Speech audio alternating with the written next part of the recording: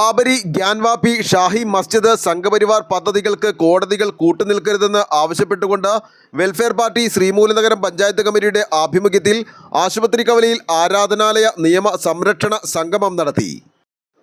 1991 ആരാധനാലയ സംരക്ഷണ നിയമം അട്ടിമറിച്ചുകൊണ്ട് ഭരണകൂടവും നീതിപീഠവും സംഘപരിവാർ നടത്തുന്ന അധിനിവേശത്തിൻ്റെ വ്യാജ ചരിത്രവാദങ്ങൾക്ക് കയ്യൊപ്പ് ചാർത്തുന്ന നടപടികളാണ് രാജ്യത്ത് നടത്തിക്കൊണ്ടിരിക്കുന്നതെന്ന് സംഗമം ഉദ്ഘാടനം ചെയ്തുകൊണ്ട് വെൽഫെയർ പാർട്ടി സംസ്ഥാന സെക്രട്ടറി പ്രേമാജി പിഷാരടി പറഞ്ഞു.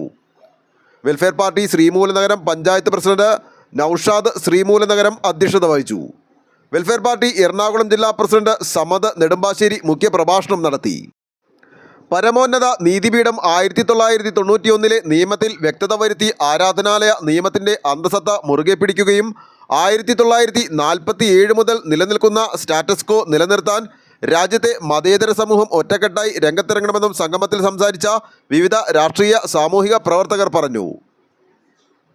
PA Tahir, KK Hussain Salahi, Safeer V, Laila Rasheed, Abdul Salam, AK Abdul Salam എന്നിവർ സംസാരിച്ചു. ആലുവ ലൈവ് ന്യൂസിനു വേണ്ടി സിദ്ദീഖ് കാരക്കാടനൊപ്പം സനൂപ് കളമശ്ശേരി.